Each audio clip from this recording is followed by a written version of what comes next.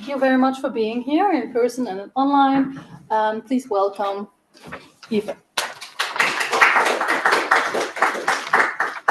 All right. Thank you so much for the invitation. Without taking much of your time, I'd like to go into the conversation.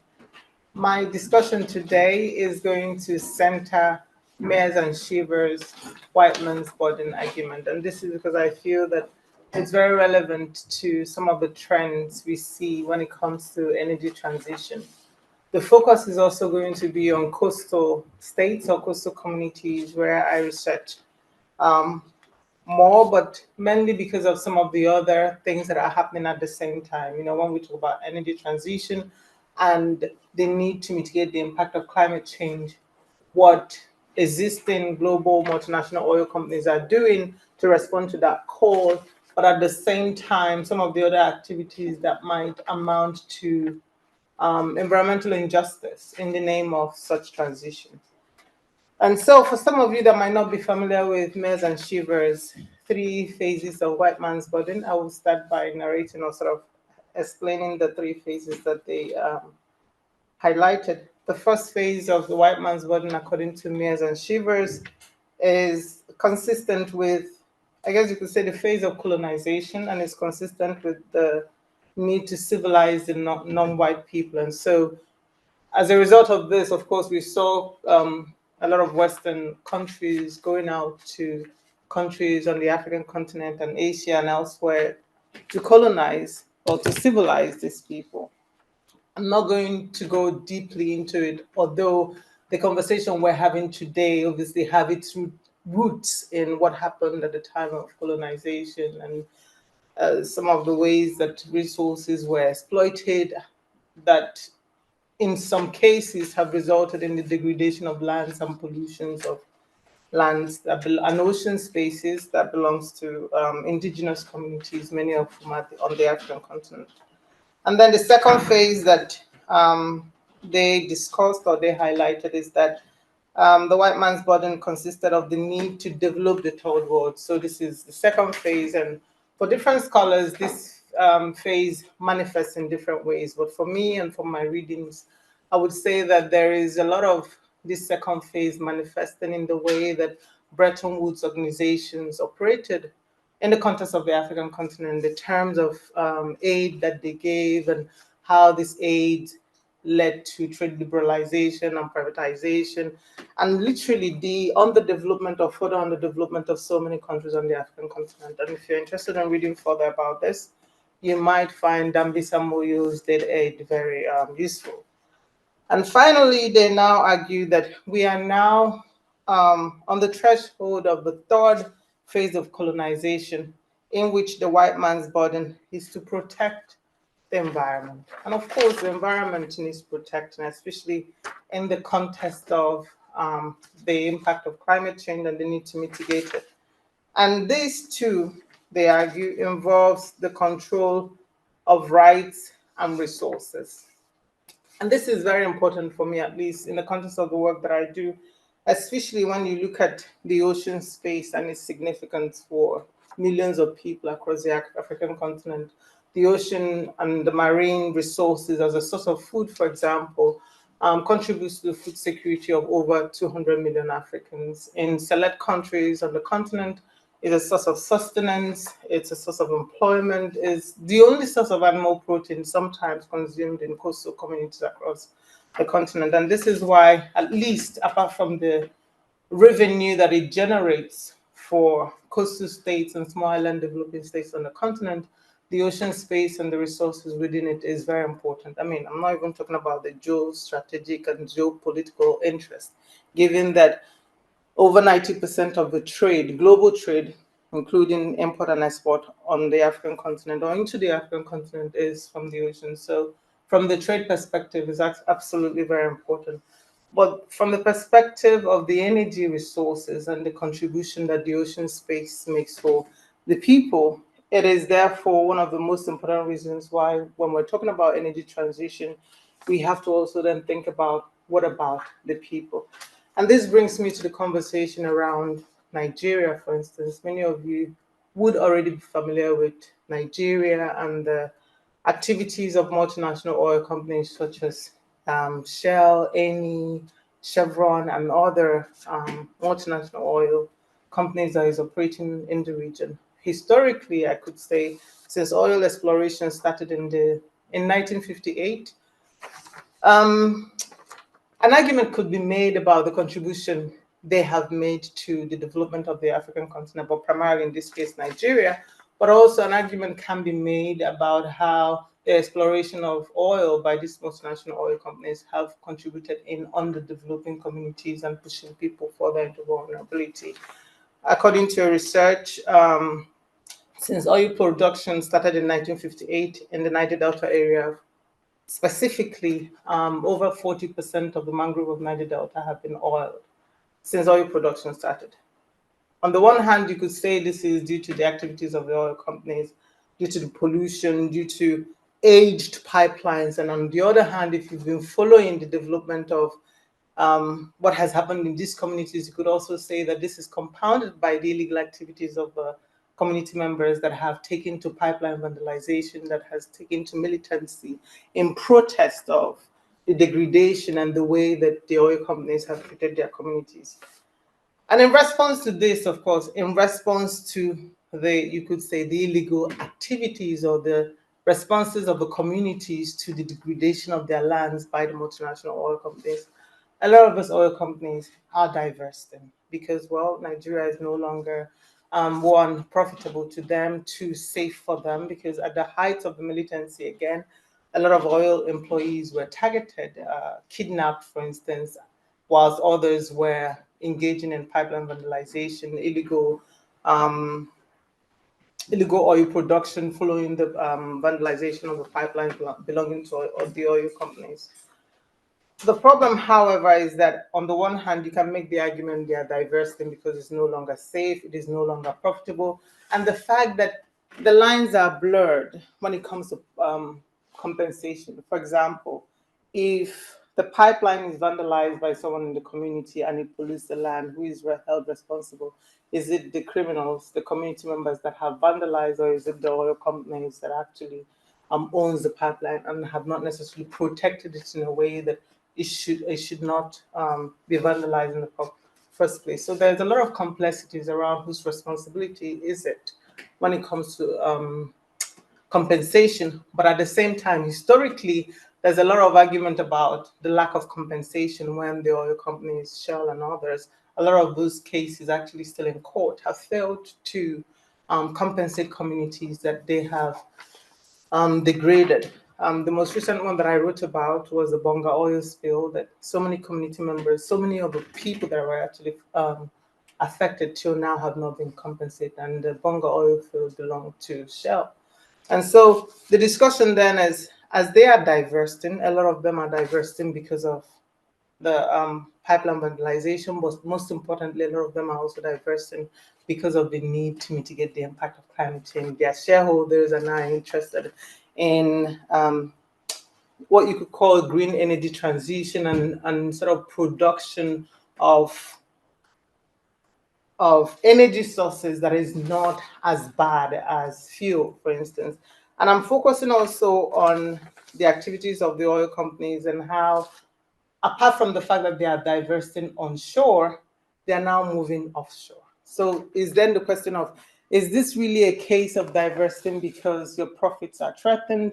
Or is this a case of divesting because you want to contribute to this energy transition? Or is it the fact that you're still interested in sort of generating profits in places where, one, policies are sometimes not clear, two, there are issues of corruption, of course, and the lines are blurred around how some of this contracts around energy exploration, especially offshore, is done. And then thirdly, when incidents occurs offshore, a lot of the countries on the African continent, even the biggest oil producers, still do not necessarily have the resources to be able to identify spills. And so they rely on the resources of a lot of oil companies to sometimes verify when there's an oil spill. So more or less, if you're divesting onshore and going offshore, it's literally like out of sight and out of mind. Because unless it's reported by you or someone else that had maybe such light imagery, a lot of these countries might not necessarily know about it. And what's happening, of course, is that you are contributing further to the degradation of the ocean space, exacerbating the impact of climate change. You're claiming to contribute to or trying to mitigate. And the reason why I'm focusing on offshore exploration is that in the spirit or in the name of energy transition, a lot of the oil companies on the African continent and a lot of the African countries actually have made commitments to investing in LNG, liquefied natural gas, because it's less of, I think there's an excerpt of what the executive director of the International Energy Transition said about it. They noted that natural gas is one of the mainstay of global energy, where it replaces more polluting fuels, it improves air quality, and limits emission of carbon dioxide. But it doesn't also mean that it doesn't exacerbate or contribute to greenhouse gas emission or exacerbate the impact of climate change or even the degradation of the ocean's environment in countries where it already exists. The problem, however, then is that as these oil companies are divesting onshore, they are moving offshore. In Nigeria, for example, we see this with further investment in the Nigeria liquefied natural gas seventh train investment, where the same companies that are divesting onshore are investing further offshore with Shell, Total Energy, and Eni International investing and having shares in this. In Equatorial Guinea, we have Europa Oil and Gas, a UK-based company, having some big shares in some of the LNG investment in Equatorial Guinea. In Angola, the same thing. We have Chevron, Total Energy, Azul Energy investing really highly there. In Mozambique, some of you might already be familiar with the insurgency in Mozambique and the large-scale investment in LNG in Mozambique and the link to this, of which China National Petroleum Company and ExxonMobil and Eni are some of the biggest investments or investors in this. In Namibia, we have Total Energy and Shell investing in LNG offshore. In Mauritania and Senegal, we also have big investment by multinational entities that are really investing in the name of energy transition and offshore as well. In Cameroon, there are examples. In in Tanzania, there are examples of this happening. On the one hand, you could say that this could be beneficial.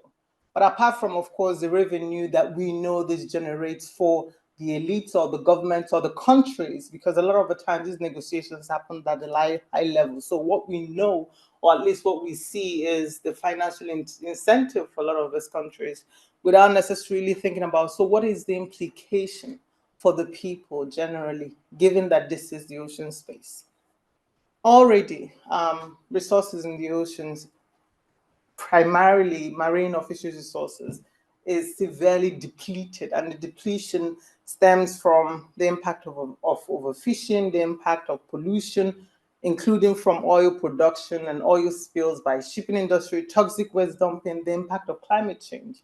And so we already know that there's an evidence of depletion, and this is also reflected in the fact that the income of fisher folk is also reducing. So a report by the World Bank published in 2016 noted, as of 2016, that the impact, the profit of artisanal fishers, these are the local small-scale fishers that use boats to fish, have reduced by 40% in West Africa as of 2016.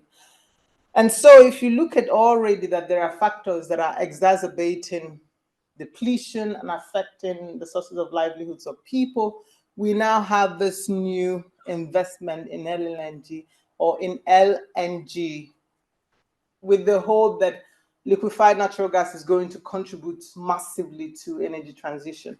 The problem, however, of course, is that for this to happen, you need to construct pipelines around the oceans. And the implication, of course, is that doing this will result in the loss of traditional fishing grounds for fishers, people that are currently already affected by the different factors that I've talked about. And so you have their fishing ground further reduced without any compensation, because they're not part of the discussion anyways when you're making these deals.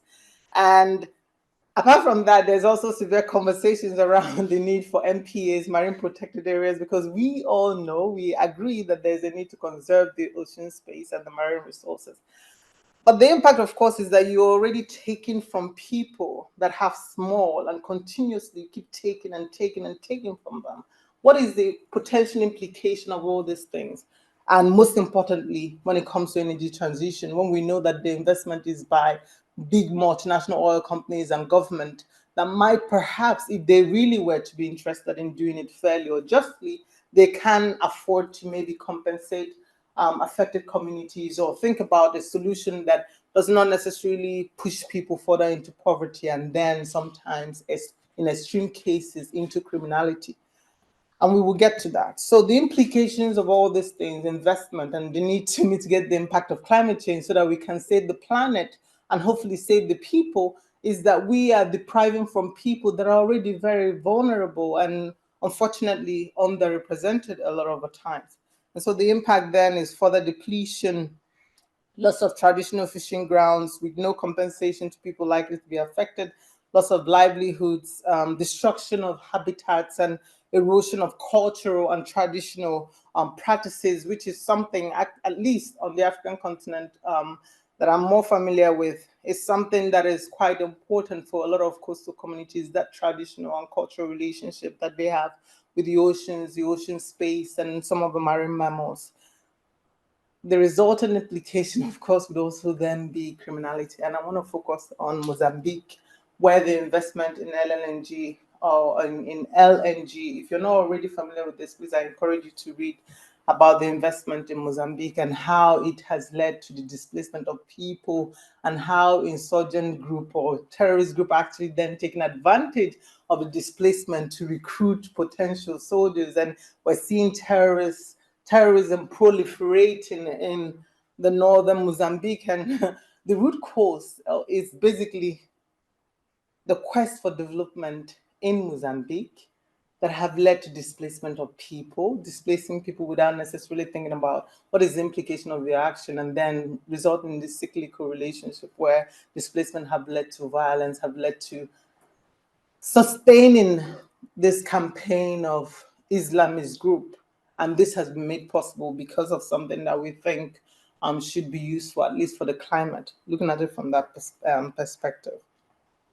But of course, I'd like to say that it is not all doom and gloom, because when it comes to energy transition, and more specifically, the need to ensure that the ocean's resources on the African continent is used for the sustainable development of the African peoples, the African Union is actually very keen on ensuring that we sort of develop the blue economy, which is another term that is used to describe the different sectors in the oceans at the global level, to ensure that it is developed more sustainably in a way that equity, environmental conservation, and I guess you could say economic growth are prioritized without prioritizing one over the other. Is actually something that the African Union are interested in.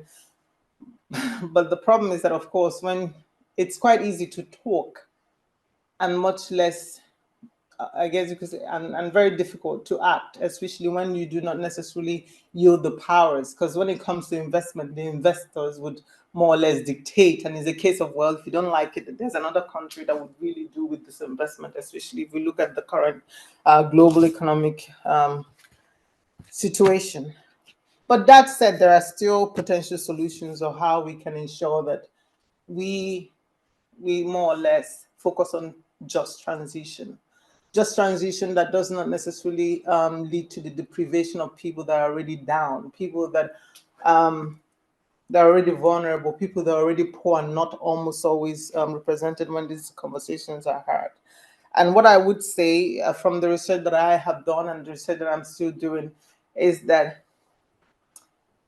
I know this might sound simplistic, but a lot of the times the solution to certain problems are best known by people that experience these things. And there can never be a one size fits all solution to everything. So for example, if you talk about degradation in the Niger Delta, you might say that remediation is a solution, compensation is a solution. If you go to one community, let's say Bonga, if you go to Ogoni, they might say, oh, sorry, they might say that the solution is this, But at the same time, if you go to another community in Okrika, their solution, what they feel they want as a solution might not necessarily be the same as the communities in Bonga have told you.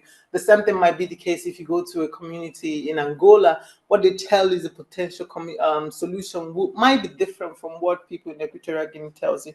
And this is why an integrated approach to management of resources in this context is very important, wherein at the bottom level more or less are actively involved in what the top are doing. And this would be best realized when people are engaged from the onset. So for example, if you feel that there are potentials for prospecting in a particular region, a particular community, that the community is actually made part of that conversation at the early stage, and not when the final conversation or sort of decision has been made at the top before engaging in the community. Because what the benefit of doing this early is that you can then identify potential reasons why not to do it the way you're proposing, and also then hearing the thoughts of the communities around whether this is actually the practical things, the potential implication for them, what they think is a practical compensation. It's very expensive, but of course, we're also realizing that the downside of not doing it right from the beginning can even be more expensive. And we have so many examples across the African continent where investment have gone wrong, have increased insecurity, have resulted in further deprivation and marginalization of peoples, and more or less destabilizing the countries where such decisions have been made.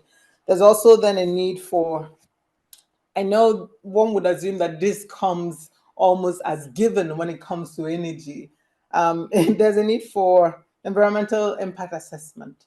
You might think that this is given, but sometimes it might actually be the case that this have not necessarily been done in the way that it should be, or money have changed hands, and the findings have been hidden or just watered down so that the investment or the infrastructure needed for certain things can just go ahead because, well, these people are illiterate, so these communities will not necessarily understand until things start going wrong.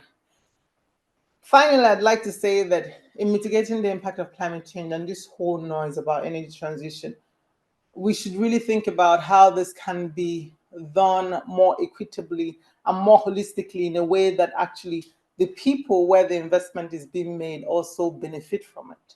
In the case of Mozambique, for instance, where this LNG plant is being built, over 70% of the people still do not have electricity.